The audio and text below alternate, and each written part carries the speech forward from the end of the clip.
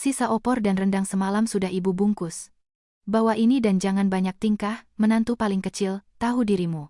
Ibu mertuaku melemparkan bungkusan kain batik lusuh itu tepat di bawah kakiku. Semua ini terjadi pada pagi hari Lebaran yang cerah di ruang keluarga, di hadapan semua kerabat yang berkumpul.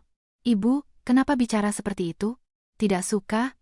Ya sudah, tinggalkan saja dan pergi sana. Suara ibu mertuaku sedingin es. Sulit dipercaya, hanya 5 menit yang lalu, dengan suara yang sama, ia memuji-muji kakak ipar pertama dan keduaku, sambil memberi mereka tas desainer ternama seharga masing-masing 70 juta rupiah. Menantu-menantu emas ibu, betapa besar kesabaran kalian selama ini. Ruang keluarga menjadi hening. Beberapa kerabat memalingkan muka, yang lain menutup mulut dengan tangan, menahan tawa kecil. Kakak-kakak iparku, Mira dan Olivia, sambil memeluk erat tas mahal mereka, tersenyum dengan senyum seorang pemenang. Dengan tangan gemetar, aku memungut bungkusan itu sebuah buntalan kain usang dan kumal, lebih mirip bungkusan sampah. Inilah semua yang kudapatkan setelah 5 tahun merawat ibu mertua yang menderita demensia, siang dan malam tanpa henti. Sari, mau kamu ambil tidak? Desak ibu mertuaku. Aku tak bisa lagi menahan diri. Air mata deras mengalir dari mataku, dan aku berlari keluar ke teras. Di belakangku, aku bisa mendengar bisik-bisik para kerabat, tapi aku sudah tak bisa memahaminya lagi. Malam itu, setelah kembali ke rumah, aku membuka bungkusan kain itu. Aku hanya ingin melihat sisa makanan apa yang ada di dalamnya, tetapi apa yang kutemukan adalah sebuah rahasia besar bagi mereka semua. Mereka tidak tahu apa yang tersembunyi di dalam bungkusan kain batik lusuh itu, dan tidak pernah menduga apa yang sebenarnya diamati oleh ibu mertua, yang semua orang anggap pikun karena demensia, selama 5 tahun terakhir. Halo, nama saya Sari. Usia saya 38 tahun. Saya seorang ibu bekerja, tinggal di Jakarta dan bekerja sebagai perawat di Rumah Sakit Universitas Indonesia, RSUI. Saya dan suami saya, Bima, sudah menikah selama 10 tahun, dan selama 5 tahun terakhir, ibunya tinggal bersama kami. 5 tahun yang lalu, beliau didiagnosis menderita demensia. Saat itu musim hujan tahun 2019. Ketika aku mendengar berita itu, aku sedang piket malam di Bangsal. Suamiku menelepon, Sari. Hasil pemeriksaan ibu sudah keluar. Beliau demensia, stadium menengah. Suara Bima di telepon bergetar. Aku terdiam sejenak. Sebagai perawat, aku telah melihat banyak pasien demensia dan tahu persis betapa berat perjalanan yang akan kami hadapi. Bima, lalu apa kata Mas Andi dan Mas Vino? Katanya mereka berdua sangat sibuk. Mas Andi punya bisnis properti, tidak ada waktu sama sekali. Mas Vino mengelola jaringan franchise kuliner, kepalanya pusing terus. Mendengar itu, firasatku menjadi tidak enak. Aku secara naluriah tahu bahwa seluruh beban perawatan akan jatuh ke pundak kami. Beberapa hari kemudian, diadakan rapat keluarga di rumah orang tua Bima. Sebuah rumah tua di kompleks perumahan BTN di Depok, usianya sudah lebih dari 30 tahun. Di ruang tamu, sudah duduk kakak tertua Bima, Mas Andi, bersama istrinya, Mbak Mira, dan kakak kedua, Mas Vino, bersama istrinya, Mbak Olivia. Mereka berempat duduk di sofa dengan pakaian rapi. Sari sudah datang, kata Mbak Mira, kakak ipar tertuaku. Ia hanya mengangguk sedikit ke arahku. Tanpa senyum, hanya sapaan formal. Iya, halo, Mbak, Mas. Ibu Ratna di mana? Di kamarnya. Akhir-akhir ini ingatannya makin parah, keluh Mas Andi. Makanya kita kumpul di sini. Kita harus putuskan bagaimana cara merawat ibu. Betul, harus dibicarakan, sahut Mas Vino. Tapi nadanya terdengar aneh dan tidak menyenangkan. Atmosfernya terasa seolah bukan memutuskan bagaimana merawat, melainkan siapa yang akan merawat. Mas, jadi bagaimana kita akan merawat ibu? Mungkin kita bisa pertimbangkan panti jompo? Tanya suamiku hati-hati. Tapi Mas Andi dengan tegas menggelengkan kepala. Panti jompo jangan. Kamu bayangkan betapa sedihnya ibu kalau tahu ditempatkan di sana? Ibu harus dirawat di rumah. Kalau begitu, mungkin bisa bergantian? Sebulan di rumah masing-masing, usul Bima lagi. Kali ini Mas Vino yang menepis. Rumah kami kecil, tidak akan muat. Biaya les anak-anak saja sudah besar. Kalau ibu ikut tinggal, makin tidak ada tempat. Pada saat itu, Mbak Mira menatap lurus ke arahku dan berkata, Sari, kamu kan perawat. Kamu ahlinya, pasti bisa merawat ibu lebih baik dari kami. Jantungku serasa jatuh ke perut. Aku tahu persis apa arti kata-kata itu. Itu adalah tekanan. Karena aku perawat, maka akulah yang harus merawatnya. Mbak Mira, tapi aku juga bekerja di rumah sakit. Jadwal kerjaku shift, kadang 24 jam. Tetap saja kamu punya pengetahuan medis. Itu jauh lebih baik. Kami ini kan tidak mengerti apa-apa, tambah Mbak Olivia, istri Mas Vino. Aku menatap suamiku. Aku berharap ia akan mengatakan sesuatu, tapi ia hanya menunduk dan diam. Lagi pula, rumah kalian kan yang paling luas dan dekat dengan rumah sakit? Praktis, kan? Pungkas Mas Andi. Aku kehabisan kata-kata. Rumah kami luas? Hanya sebuah apartemen sewaan 2 kamar seluas 60 meter persegi. Baiklah, kalau begitu, apa Mas-Mas akan membantu biaya rumah sakit dan pengeluaran untuk perawatan? Tanyaku, memberanikan diri. Tapi jawabannya dingin. Kami sedang sulit uang sekarang.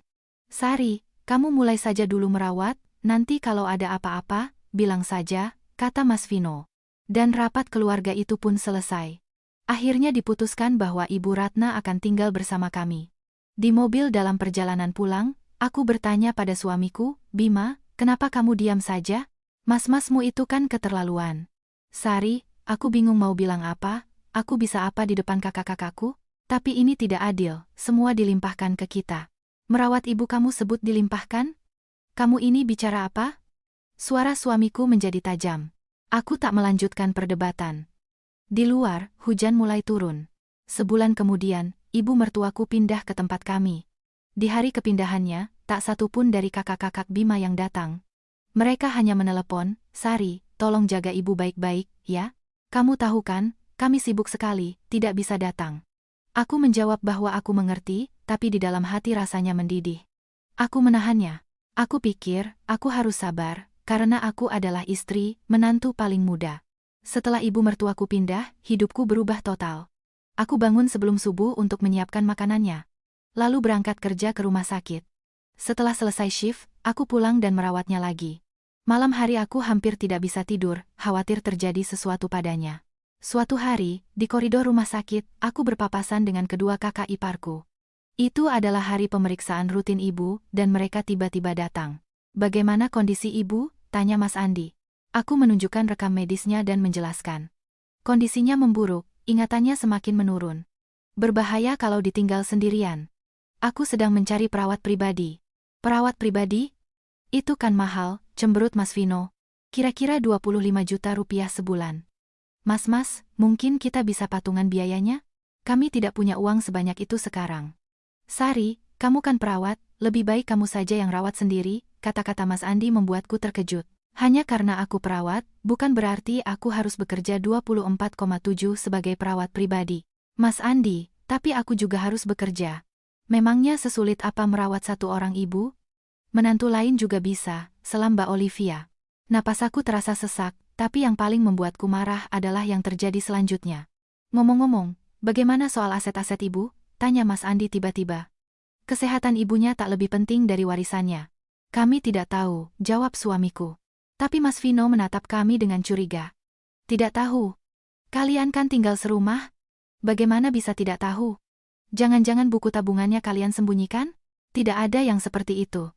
Ibu Ratna mengurus semuanya sendiri. Baiklah, tapi supaya nanti tidak ada sengketa, lebih baik dari sekarang semuanya diperjelas.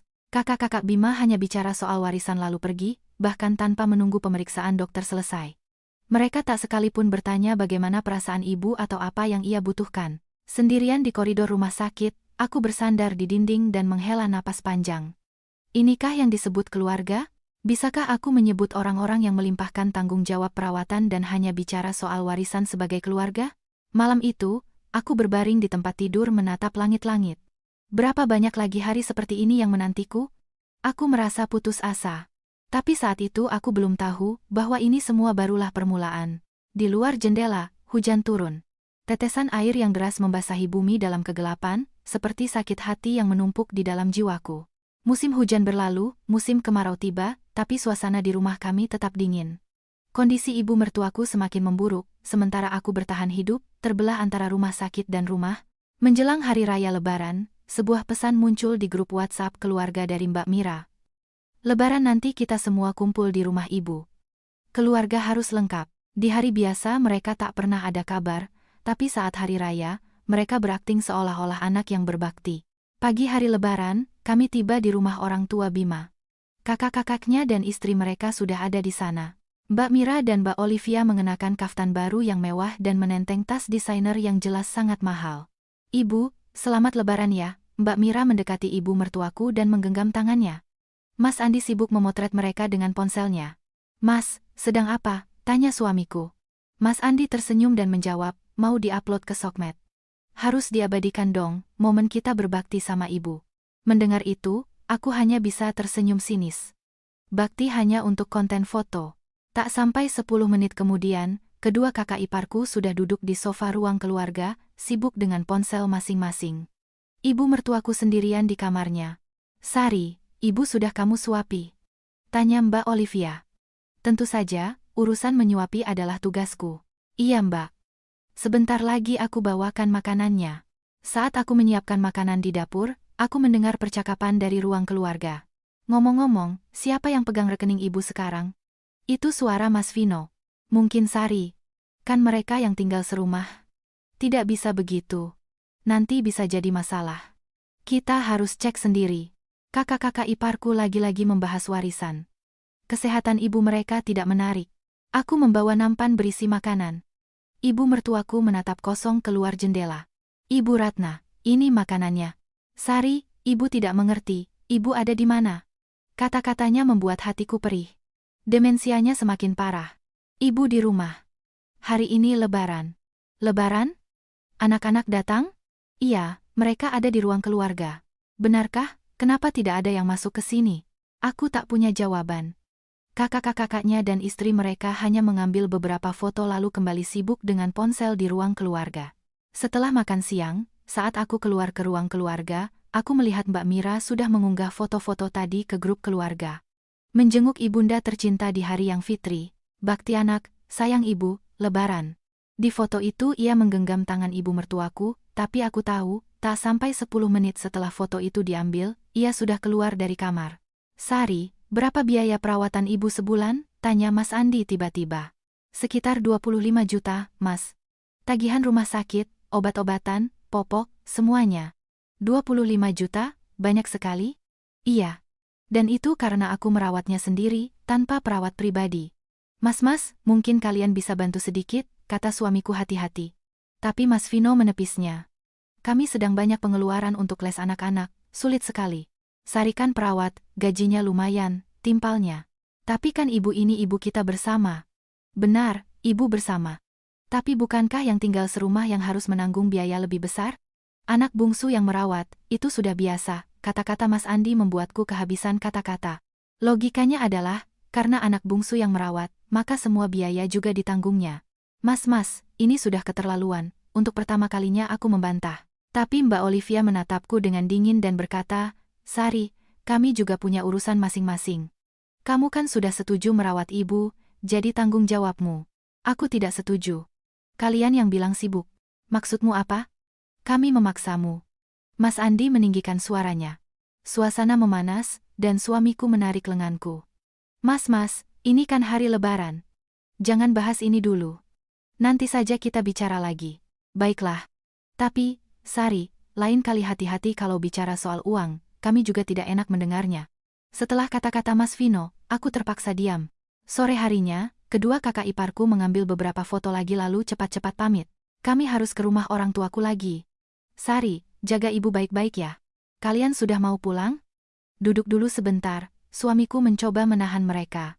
Tapi mereka sudah berjalan ke pintu. Tidak bisa, kami buru-buru, lain kali saja. Begitulah mereka pergi.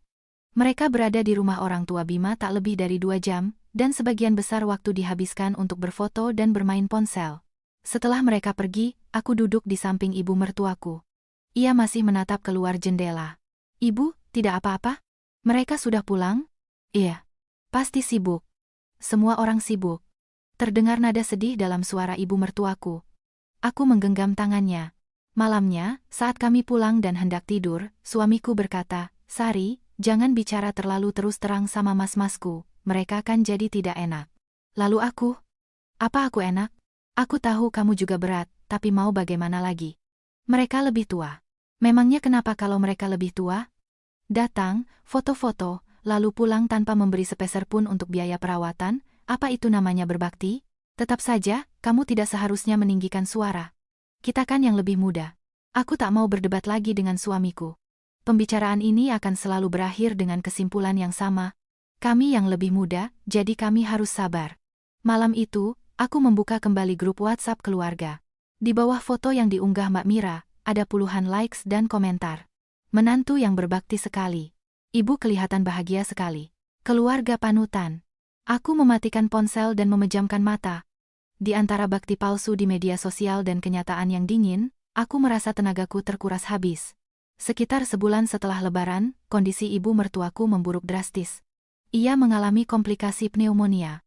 Pukul 2 dini hari, ia mulai sesak napas, dan aku segera memanggil ambulans. Saat ambulans tiba, aku cepat-cepat berpakaian. Bima, ayo cepat bangun. Aku membangunkan suamiku, dan kami berdua pergi ke rumah sakit. IGD RSUI bahkan di tengah malam buta pun sangat ramai. Keluarga pasien, silakan ke sini, seorang perawat mengantarku masuk. Ibu mertuaku terbaring di brangkar dengan masker oksigen. Pneumonia stadium lanjut. Harus rawat inap, kata dokter jaga. Aku mengangguk dan pergi mengurus administrasi. Aku harus menelepon kakak-kakak Bima. Pertama, Mas Andi. Halo, Mas Andi. Ibu masuk UGD karena pneumonia. Kamu tahu ini jam berapa? Apa kondisinya parah? Iya, harus dirawat inap. Oke. Pagi nanti aku ke sana, percakapan selesai. Aku menelepon Mas Vino, reaksinya sama saja. Pagi nanti aku ke rumah sakit. Sekarang aku capek sekali. Ditinggal sendirian di UGD yang dingin di tengah malam, aku merasa hampa. Kakak-kakak Bima tidak datang dengan alasan sibuk dan lelah.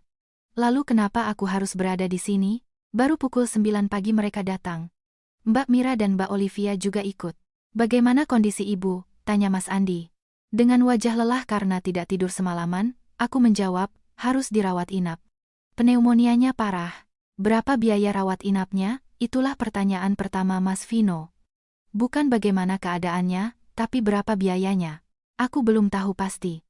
Harus tahu perkiraannya. Kita kan harus persiapan, kata Mas Andi. Tapi aku ragu kita yang ia maksud termasuk dirinya. Kami pindah ke ruang tunggu keluarga.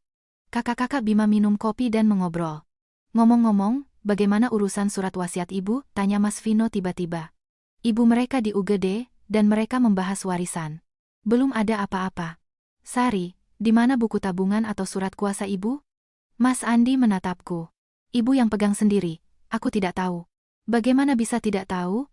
Kalian kan tinggal serumah. Jangan-jangan kamu menyembunyikan sesuatu. Nada bicara Mbak Mira menjadi tajam. Aku terperangah. Mbak Mira, untuk apa aku menyembunyikan sesuatu? Aku benar-benar tidak tahu. Kalau begitu harus dicek sekarang juga. Kalau nanti ada masalah, lebih repot, timpal Mbak Olivia. Napas aku terasa sesak.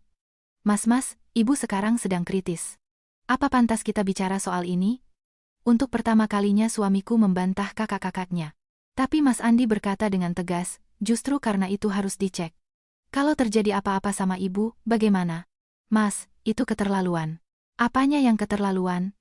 Kami juga punya hak. Kita bertiga bersaudara punya hak yang sama, kata Mas Vino. Aku memalingkan muka. Aku tak mau mendengarnya lagi.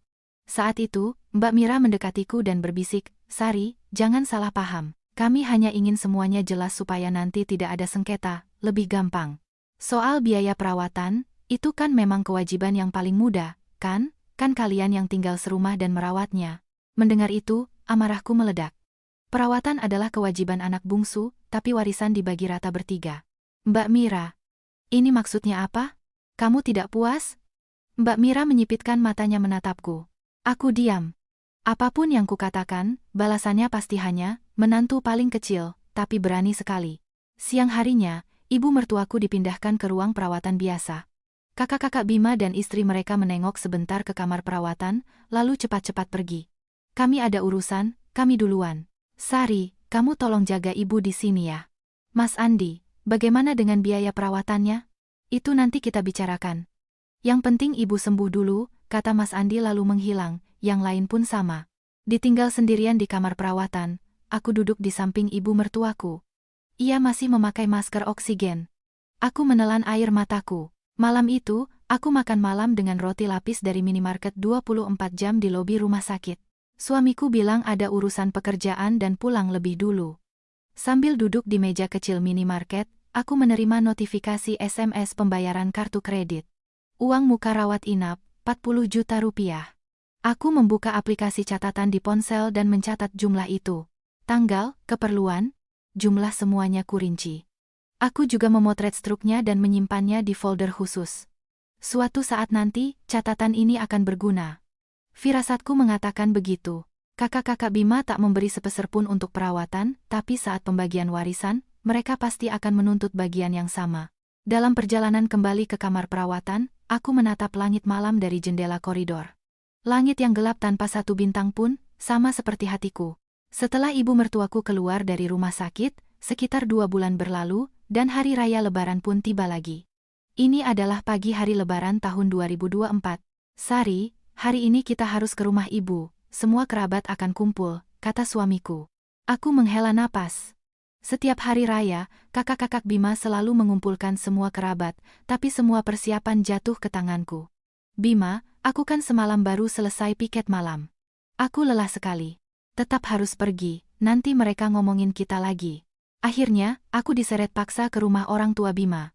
Ketika kami masuk, ruang keluarga sudah dipenuhi sekitar 30 orang kerabat.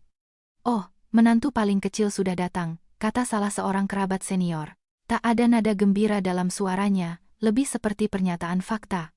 Dari kamarnya, ibu mertuaku keluar. Anehnya, hari ini ia terlihat sangat sadar. Alih-alih tatapan kosong khas penderita demensia, matanya tajam dan menusuk. Semua sudah kumpul. Suara ibu mertuaku menggema di ruang keluarga.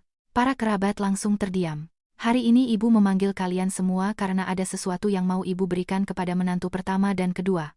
Ibu mertuaku memanggil Mbak Mira dan Mbak Olivia. Mereka maju ke depan. Anak-anakku, kalian sudah banyak berkorban. Kalian adalah menantu-menantu emasku. Ibu mertuaku tersenyum, lalu mengeluarkan 2 kotak besar dan memberikannya kepada Mbak Mira dan Mbak Olivia. Terimalah ini. Ketika mereka membuka kotak itu, terdengar desah kekaguman di seluruh ruangan. Isinya adalah tas desainer mewah. Sekilas saja sudah terlihat bahwa itu adalah barang mahal seharga puluhan juta rupiah. Ibu Ratna, aduh, ini terlalu mahal, kata Mbak Mira, berpura-pura rendah hati, tapi wajahnya bersinar karena gembira. Tidak apa-apa, menantu-menantu emasku pantas mendapatkannya. Di tengah pujian ibu mertuaku, Mbak Mira dan Mbak Olivia tak henti-hentinya berterima kasih. Para kerabat juga ikut memuji mereka. Ini baru menantu idaman. Beruntung sekali Bu Ratna punya menantu seperti mereka. Aku berdiri di sudut ruangan, hanya menyaksikan adegan itu. Selama 5 tahun aku yang merawatnya, tapi tas mahal diberikan kepada mereka yang hanya datang saat hari raya. Pada saat itu, ibu mertuaku menatapku. Jantungku berdebar. Mungkinkah ia juga menyiapkan sesuatu untukku? Sari, ke sini. Ibu mertuaku memanggilku, aku mendekat dengan hati berdebar. Ia melemparkan sebuah bungkusan kain ke arahku. Ya, benar-benar melemparkannya. Bungkusan itu jatuh tepat di kakiku. Bungkusan itu usang dan kumal, sama sekali tidak sebanding dengan yang diterima kakak-kakak iparku. Sisa opor dan rendang semalam sudah ibu bungkus. Bawa ini, suara dingin ibu mertuaku menggema di ruangan. Dan jangan banyak tingkah, menantu paling kecil, tahu dirimu. Seketika, ruang keluarga menjadi hening, 30 pasang mata menatapku. Ada yang memalingkan muka, ada yang menutup mulut menahan tawa. Aku membeku. Tanganku gemetar, napasku sesak. Mbak Mira dan Mbak Olivia pura-pura tidak melihat apa-apa dan kembali membungkus tas mereka. Mas Andi dan Mas Vino menatap keluar jendela, menahan senyum. Bima, aku menatap suamiku. Aku berharap ia akan mengatakan sesuatu. Tapi suamiku hanya menunduk dan diam. Sari, kenapa diam saja? Ambil, kata ibu mertuaku lagi. Dengan tangan gemetar, aku memungut bungkusan itu. Ibu, apa salah saya? Salah, apa yang kamu tahu, lakukan saja apa yang disuruh. Kata-katanya membuatku tak bisa lagi bertahan. Air mata deras mengalir. Permisi, sambil memeluk bungkusan itu, aku berjalan ke pintu keluar. Saat keluar dari ruang keluarga, aku mendengar bisik-bisik di belakangku. Memangnya menantu paling kecil itu bikin salah apa? Pasti ada sesuatu sampai diperlakukan begitu. Sepertinya dia tidak merawat dengan baik. Telingaku terasa panas. Aku membuka pintu depan dan melangkah keluar. Langit cerah, tapi hatiku mendung. Tetesan air mata membasahi wajahku. Berdiri di halaman, aku menatap bungkusan itu.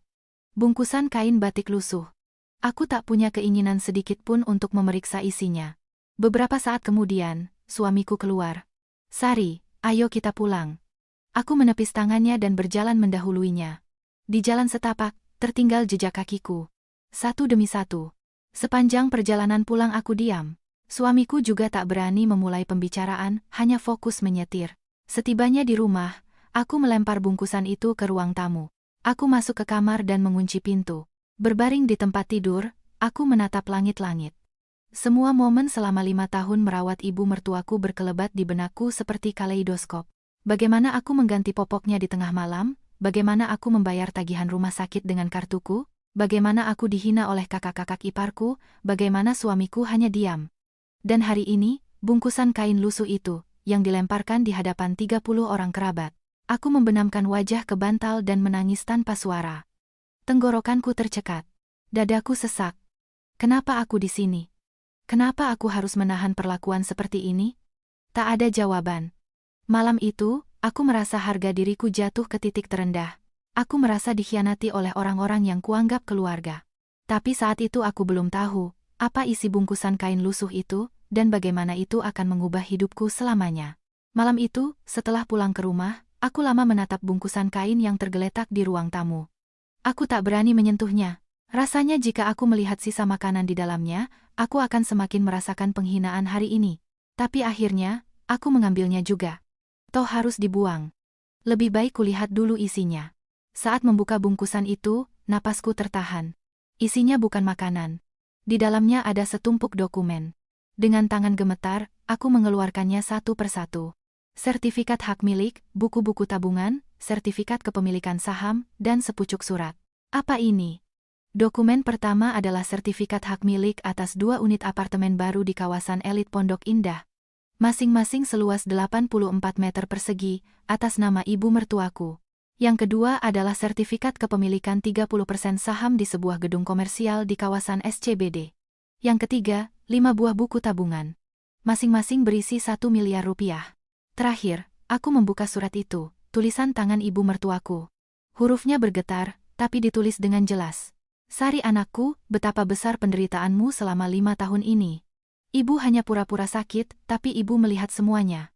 Ibu lihat betapa beratnya bebanmu, bagaimana kakak-kakak iparmu menyiksamu. Menantu pertama dan kedua hanya datang saat hari raya untuk berfoto lalu pergi. Mereka tidak memberi sepeser pun untuk pengobatan, dan hanya bicara soal warisan. Tapi kamu berbeda. Kamu mengganti popok ibu di tengah malam, membayar biaya rumah sakit dengan uangmu sendiri, menggenggam tangan ibu saat tak ada yang melihat. Kamu telah menjadi putri kandung ibu. Bungkusan hari ini adalah ujian terakhir. Ibu ingin melihat apakah kamu cukup kuat menahan penghinaan ini, dan kamu lulus. Semua aset di dalam bungkusan ini adalah milikmu. 2 apartemen di Pondok Indah, saham di gedung SCBD, dan tabungan 5 miliar rupiah. Semua dokumen pengalihannya atas namamu sudah ada di notaris. Jangan berikan sepeser pun pada kakak-kakak iparmu. Mereka hanya menginginkan warisan ibu, bukan ibu sendiri. Putri kandung ibu hanyalah kamu. Ibu menyayangimu, dan maafkan ibu. Ibumu. Membaca surat itu, aku tak bisa menahan air mata. Ibu mertuaku pura-pura sakit. Selama 5 tahun ia mengamati dan mengujiku. Ibu. Aku memeluk surat itu ke dada dan terduduk di lantai. Penghinaan hari ini adalah ujian terakhir. Saat itu suamiku keluar dari kamar. Sari, kamu kenapa? Kenapa menangis? Aku menunjukkan surat dan dokumen-dokumen itu padanya. Suamiku mulai memeriksa lembar demi lembar, dan wajahnya memucat. Ini benar. Iya, ini dari ibu. 2 apartemen di Pondok Indah, saham di gedung SCBD, tabungan 5 miliar. Ini nilainya lebih dari 25 miliar rupiah. Suamiku kehabisan kata-kata. Setelah membaca surat itu, wajahnya memerah. Jadi ibu pura-pura sakit? Iya. Selama 5 tahun ia mengamati semuanya. Berarti, tas desainer dan bungkusan kain tadi. Semuanya adalah ujian terakhir. Untuk melihat apakah aku bisa menahan penghinaan itu. Suamiku meletakkan surat itu dan memelukku. Sari, maafkan aku. Aku selalu membela mas-masku, aku tidak bisa berbuat apa-apa saat kamu kesulitan. Tidak apa-apa. Sekarang semua sudah baik-baik saja. Aku menangis di pelukan suamiku. Air mata kekecewaan, kesedihan, dan anehnya, kebahagiaan. Setelah tenang, aku kembali menata dokumen-dokumen itu. Bima, kita harus ke notaris. Memeriksa apakah dokumen yang ibu maksud benar-benar ada di sana. Sekarang juga? Iya. Kita harus segera pergi sebelum mas-masmu curiga. Malam itu, sampai larut aku mencoba menghubungi kantor notaris. Aku berhasil membuat janji untuk Senin pagi. Selama akhir pekan, tak ada kabar dari rumah kerabat. Baik kakak-kakak Bima maupun ibu mertuaku tidak menelepon, kupikir itu lebih baik. Aku butuh waktu untuk mempersiapkan diri dengan tenang. Senin pagi, aku tiba di kantor notaris. Seorang notaris berusia sekitar 50 tahun menyambutku. Ibu Sari, ya? Ibu Ratna sudah memberitahu saya. Iya, Pak. Apa benar dokumen-dokumen itu ada di sini? Tentu saja, silakan lihat. Notaris itu mengeluarkan sebuah map. Di dalamnya ada akta hibah yang ditulis oleh ibu mertuaku.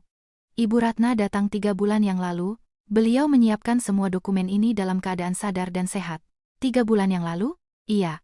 Saat itu beliau berkata, semua aset saya hibahkan kepada menantu bungsu saya, Sari. Jangan berikan sepeser pun kepada menantu yang lain. Mendengar kata-kata notaris, air mataku kembali mengalir. Dan beliau juga meminta saya menyampaikan ini. Notaris itu memberiku sebuah flash disk. Apa ini, Pak? Silakan ibu lihat sendiri. Kata ibu Ratna, ini adalah rekaman video yang beliau buat sendiri. Kembali ke rumah, aku memasukkan flash disk itu ke laptop. Video mulai diputar. Di layar, muncul ibu mertuaku. Ia duduk di kamarnya, menatap ke kamera. Sari anakku, jika kamu menonton video ini, berarti rencanaku berhasil. Ibu tidak sakit demensia. Sebenarnya, pada tahap awal memang iya, tapi berkat obat-obatan, kondisi ibu jauh membaik. Tapi ibu sengaja berpura-pura tidak sadar.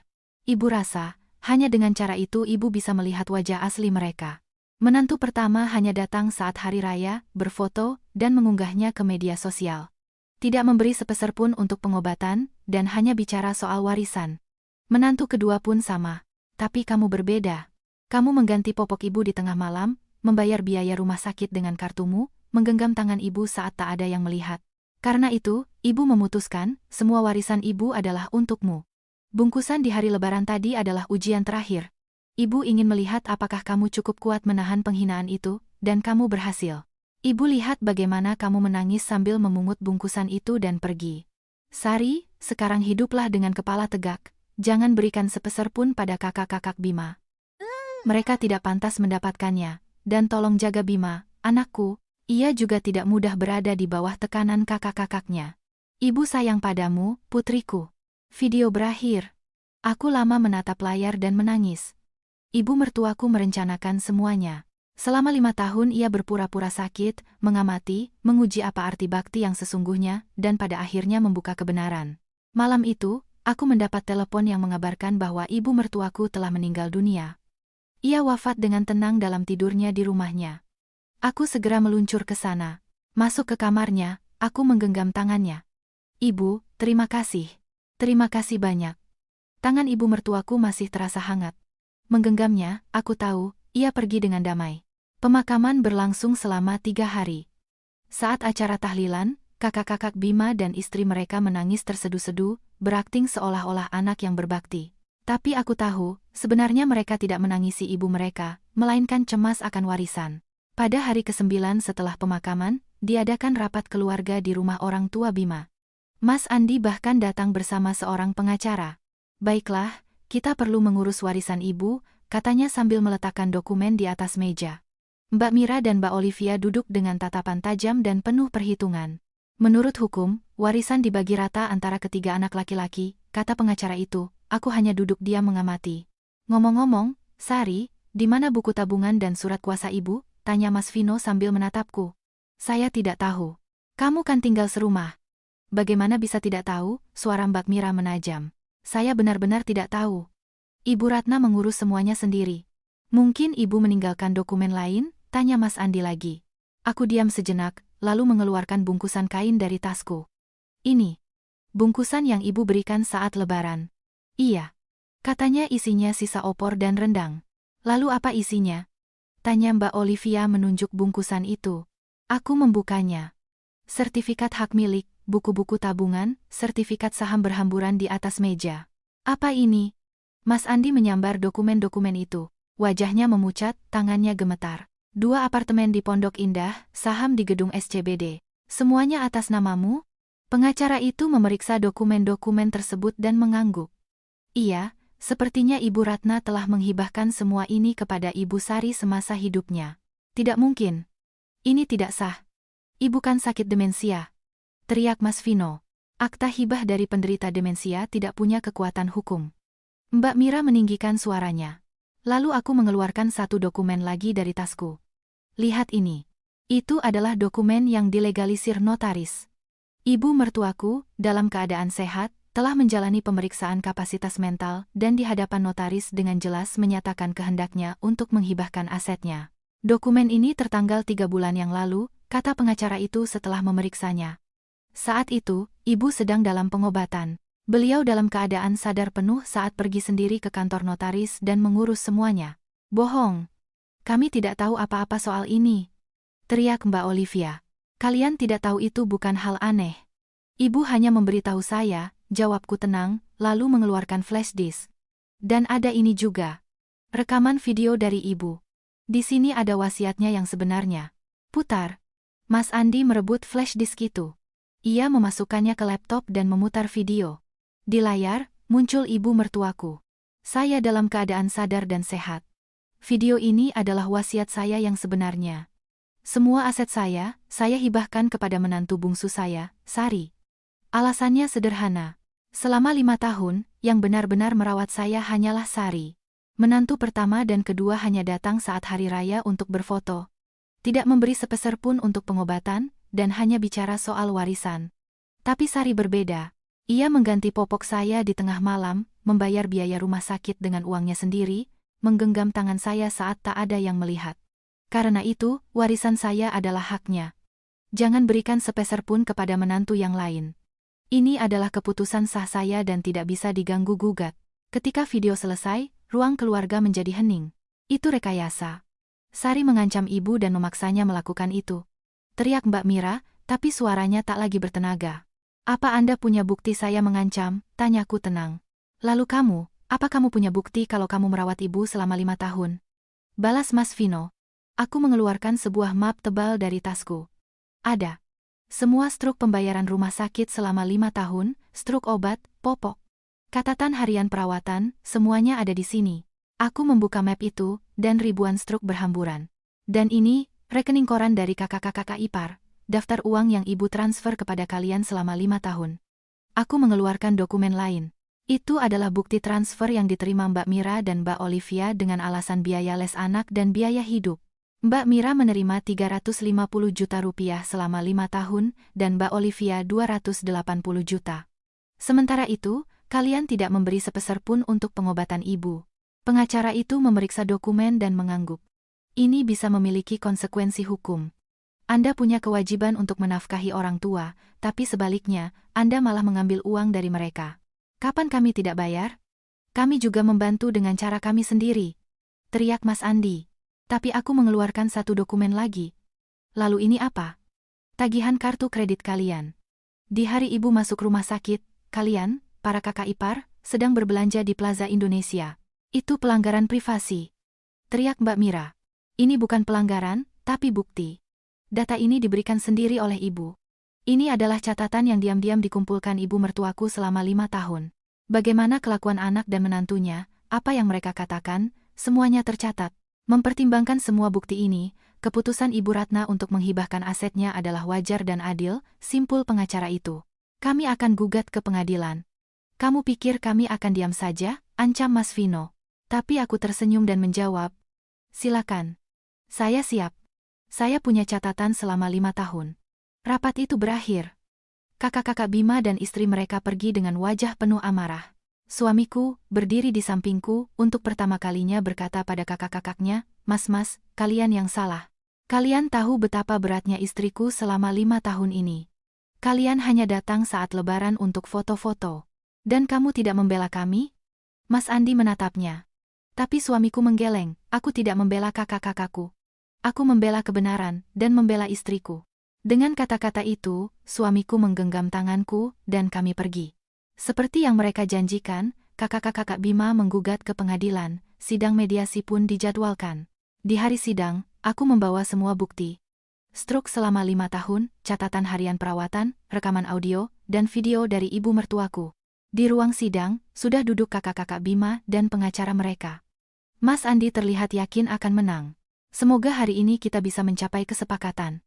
Kami menuntut pembagian rata antara ketiga bersaudara, kata pengacara mereka.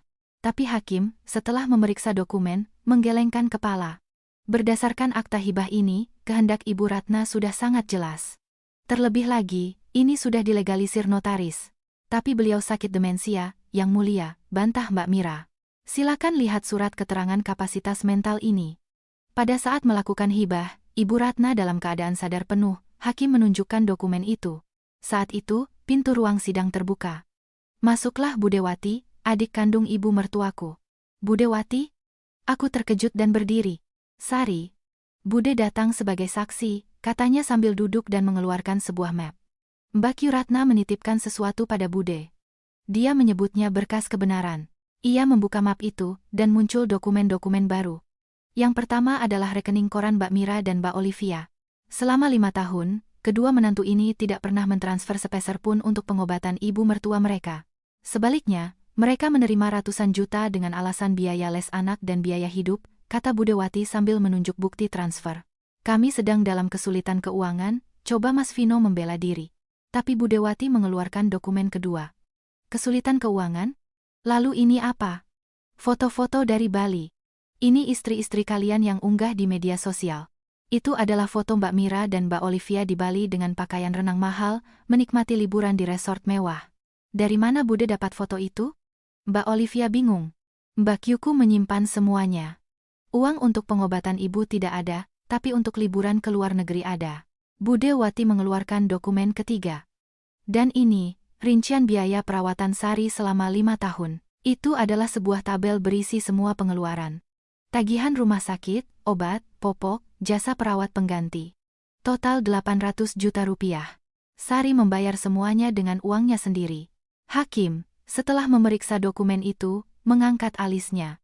800 juta rupiah Anda bayar sendiri? Betul, Yang Mulia. Semua struknya ada di sini. Aku menyerahkan mapku. Ribuan struk, tersusun rapi berdasarkan tanggal. Dan ini pukulan telaknya. Budewati mengeluarkan dokumen terakhir. Itu adalah akta notaris. Mbak Ratna sudah membuatnya jauh-jauh hari. 800 juta yang dikeluarkan. Sari harus diganti lebih dulu dari harta warisan. Dan sisanya baru sepenuhnya menjadi milik Sari. Hakim membaca dokumen itu dan mengangguk. Ini adalah dokumen yang sah secara hukum. Tidak mungkin. Kami tidak tahu. Teriak Mas Andi. Kalian tidak tahu itu salah kalian sendiri. Apa yang kalian lakukan selama 5 tahun? Hanya datang saat lebaran untuk foto-foto, kata Budewati dingin. Dan lihat ini. Ia memutar sebuah rekaman audio. Mbak Kyu diam-diam merekamnya. Dengarkan apa kata istri-istri kalian. Terdengar suara rekaman. Biar saja yang paling muda yang merawat. Biar dia yang bayar. Warisan kan tetap dibagi 3. Kita harus dapat bagian kita. Sarikan perawat, dia ahlinya. Kita tinggal ambil uangnya saja. Suara kedua menantu itu menggema di ruang sidang. Wajah mereka memucat. Kapan ini direkam? Saat tahlilan. Di depan jenazah ibu mereka membahas warisan. Kata-kata Budewati membuat hakim mengerutkan kening. Masih ada lagi. Aku mengeluarkan bukti lain. Screenshot dari media sosial. Ini bukti bakti yang diunggah kakak-kakak ipar saya. Jika dibandingkan waktu unggah foto dengan waktu keberadaan mereka di rumah, ternyata mereka hanya berfoto selama 10 menit lalu langsung pergi. Hakim melihat kap waktu. Selama 2 jam di hari raya, mereka bersama ibu mereka hanya 10 menit. Sisa waktunya duduk di ruang tamu bermain ponsel. Mbak Mira dan Mbak Olivia menunduk. Dan ini, rekaman pembicaraan soal biaya pemakaman. Budewati memutar satu file lagi. Pak, tolong buat yang paling murah saja. Keuangan kami sedang sulit. Tapi di depan tamu bilang saja kami yang urus paling mewah. Itu adalah suara kakak-kakak Bima kepada pihak penyelenggara pemakaman. Di depan pamer bakti, di belakang berhemat, desah hakim. Mempertimbangkan semua bukti ini, dapat disimpulkan bahwa Ibu Sari telah menanggung seluruh biaya perawatan Ibu Ratna selama 5 tahun, sementara anggota keluarga lain tidak memberikan dukungan finansial apapun. Oleh karena itu, keputusan Ibu Ratna untuk menghibahkan asetnya adalah sangat wajar. Itu adalah kesimpulan hakim. Terlebih lagi, ada klausul penggantian biaya 800 juta rupiah lebih dulu. Bahkan jika warisan dibagi 3, Ibu Sari akan menerima 800 juta terlebih dahulu, baru sisanya dibagi. Pengacara mereka menghitung sesuatu di kalkulator, dan wajahnya menjadi masam. Kalau begitu, kami tidak dapat apa-apa, teriak Mas Vino. Tapi hakim tidak bergeming. Itu adalah akibat dari kelalaian Anda dalam menjalankan kewajiban menafkahi orang tua selama 5 tahun. Sidang mediasi pun berakhir. Kakak-kakak Bima mencabut gugatan mereka. Mereka sadar tidak ada peluang untuk menang. Saat kami keluar dari ruang sidang, Budewati menggenggam tanganku. Sari, kamu hebat, kata Tan itu menyelamatkan orang. Bude, terima kasih banyak. Ini permintaan ibumu. Tolong bantu Sari, katanya. Makanya Bude datang. Dia sampai akhir khawatir padamu. Takut kamu yang terlalu baik ini disakiti. Air mataku mengalir. Aku tak percaya betapa dalamnya cinta ibu mertuaku. Setelah gugatan dicabut, kebohongan kakak-kakak Bima dan istri mereka menyebar di kalangan kerabat. Kebenaran tentang bakti di media sosial, kunjungan 10 menit saat lebaran, dan kebohongan soal biaya pemakaman, semuanya terungkap. Grup WhatsApp keluarga dipenuhi kecaman terhadap para menantu itu. Jadi begini cara kalian berbakti? Cuma di media sosial? Datang 10 menit pamer-pamer berbakti. Bahkan di pemakaman pun mau berhemat. Mbak Mira dan Mbak Olivia menghapus akun media sosial mereka. Drama menantu berbakti sudah tidak bisa dimainkan lagi. Mas Andi dan Mas Vino juga berhenti muncul di acara keluarga. Minta maaflah pada Sari, kalian sudah keterlaluan, kata salah seorang kerabat senior. Tapi mereka tak pernah meminta maaf. Sebulan kemudian, aku menerima dokumen final dari kantor notaris. 2 apartemen di Pondok Indah, saham di gedung SCBD, dan 25 miliar rupiah di rekening. Semuanya menjadi milikku. Selamat, Ibu Sari, senyum notaris itu. Terima kasih Pak. Terima kasih banyak. Kembali ke rumah dan menata dokumen-dokumen itu, aku akhirnya sadar bahwa semua ini sekarang milikku. Suamiku duduk di sampingku dan berkata, Sari, berhentilah dari rumah sakit dan istirahatlah. Kamu sudah sangat menderita selama 5 tahun ini. Iya, sepertinya begitu. Aku menulis surat pengunduran diri. Aku ingin mengistirahatkan tubuh dan jiwaku yang lelah. Salah satu apartemen di Pondok Indah kujual, dan aku membuka sebuah kafe kecil di Jakarta Pusat. Ini adalah mimpiku sejak lama. Kafe itu kuberi nama Taman Ibu, untuk mengenang ibu mertuaku. Di hari pembukaan, Budewati datang membawa buket bunga. Sari, selamat ya. Sekarang hiduplah untuk dirimu sendiri. Bude, terima kasih banyak. Tanpa Bude, aku tidak akan bisa. Kamu ini bicara apa? Kamu berhasil karena dirimu sendiri. Kamu mencatat semuanya, kamu sabar, dan kamu bertahan. Budewati menunjuk ke sebuah sudut kafe. Di situ, bagusnya digantung sebuah lukisan. Lukisan apa, Bude? Bungkusan kain batik lusuh itu. Aku membawa bungkusan itu dari rumah, bungkusan kain kumal yang dilemparkan ibu mertuaku saat lebaran. Aku membingkainya dan menggantungnya di dinding kafe. Di sampingnya, aku memasang sebuah plakat kecil. Makna keluarga sejati. Para pengunjung yang melihat bungkusan itu bertanya, apa artinya itu? Itu adalah bungkusan yang mengubah hidup saya. Setelah jawaban itu, mereka mengangguk heran, tapi tidak bertanya lebih jauh. Suatu hari, kakak-kakak Bima, Mas Andi dan Mas Vino, datang ke kafe. Sikap mereka sangat hati-hati. Sari, bisa bicara sebentar? Aku menunjuk sebuah meja. Silakan duduk. Aku membawakan mereka kopi. Mas Andi yang pertama bicara. Sari, kami sangat bersalah padamu. Kami sudah sangat jahat selama 5 tahun ini. Kami tidak mencari pembenaran. Kami salah. Kami hanya melihat uang pada ibu dan merendahkanmu. Mas Vino juga menunduk. Kami menyesal tidak mendampingi ibu di saat-saat terakhirnya, dan menyesal telah memperlakukanmu dengan buruk. Aku menyesap kopiku. Mas, minta maaf jangan padaku, tapi di makam ibu. Pikirkan betapa kalian telah mengecewakannya. Mereka menunduk. Dan untuk selanjutnya, jangan ikut campur urusan keluarga kami. Kami akan hidup dengan cara kami sendiri. Baik. Tidak akan terjadi lagi. Setelah mereka pergi, suamiku menggenggam tanganku. Sari, kamu hebat, tegas sekali. Iya, sekarang aku ingin hidup dengan harga diri. Malam itu, saat menutup kafe, aku menatap bungkusan di dinding. Lusuh dan usang, tapi sekarang itu menjadi warisan paling berharga bagiku, pelajaran terakhir dari ibu mertuaku. Keluarga sejati tidak dibangun oleh darah, tapi oleh cinta dan pengabdian. Dan agar orang baik tidak menderita karena ketidakadilan, kita harus mencatat semuanya dan bersiap. Aku menyentuh bungkusan itu dan berbisik, "Ibu, terima kasih, berkat Ibu, aku bisa hidup dengan harga diri." Di luar, hujan mulai turun, seperti hari itu 5 tahun yang lalu. Tapi sekarang semuanya berbeda. Hujan saat itu terasa dingin dan sepi, sementara hujan kali ini terasa hangat dan menenangkan. Aku keluar dari kafe bersama suamiku. Berjalan di bawah rintik hujan, aku menggenggam erat tangannya. "Bima, ayo kita hidup bahagia. Tentu, kita akan bersama." Begitulah kami memulai hidup baru, dengan cinta dan warisan yang ditinggalkan ibu mertuaku di dalam hati. Dan bungkusan kain batik itu akan selamanya tergantung di kafe, untuk menceritakan kepada siapapun yang datang, apa itu keluarga sejati, dan bahwa kebaikan pada akhirnya akan menang.